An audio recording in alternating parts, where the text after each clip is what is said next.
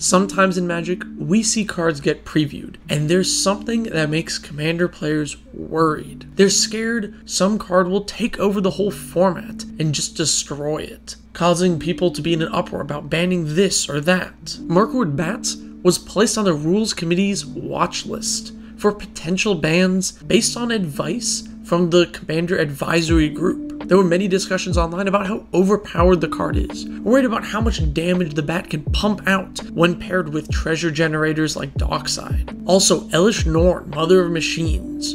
In a Star City Game article, we learned that multiple members of the Rules Committee told Wizards, please never print this card, because they were worried the card was going to be so ubiquitous as a format staple. It would show up in every deck, buffing your ETBs and shutting down your opponents. And then even further back to New Capenna, Bootlegger's Stash was pre-ordering for $50 because of the synergy in combos you could do with it. People were worried it would boost the power of treasure decks, and the combos you can do with it would devastate the format. Yet now it's a $5 card. All of these were really hyped up by people, and I do remember a lot of people telling me I was crazy for thinking Bootlegger's Stash was not a good card. But here we are. All those cards are pretty much totally fine, or straight up just bad cards. We don't see any of them taking over the format in any way. But why? All of these cards seem to have powerful synergies. How come they don't actually see play everywhere? I do want to real quick give the Rules Committee and many players some credit here, because the Rules Committee did not actually ban any of these cards. And if you look on like Reddit posts and stuff,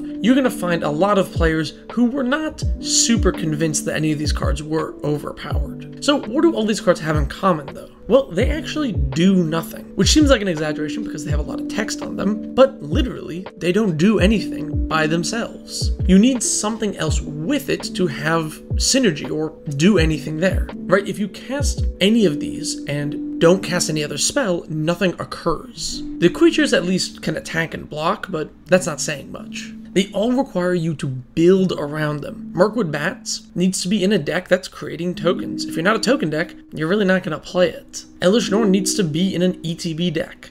The Torpor Orb effect is just not strong enough by itself. You need to be taking advantage of Enter the Battlefield triggers. And Bootlegger's Stash does need some synergy as well. You can't really just bank mana with it. It's not that useful. And treasure decks aren't really usually green, so it doesn't seem amazing in most treasure decks because it can't even go in them. Let's compare these to the top cards in Commander. On EDH Rex Top 100. These are the most popular cards, and you'll see almost all of them are card draw, removal, tutors, ramp, things that every single deck needs. Every deck wants to ramp, every deck wants to draw cards. Removal and tutors are pretty much a staple as well. If a card isn't one of those things, it's unlikely to actually be a staple and show up everywhere. I'm just not going to put Mirkwood Bats into my Spider Tribal deck, because it just doesn't do anything there. But I will put Demonic Tutor in my Spider Tribal deck because it's a powerful card in any black deck.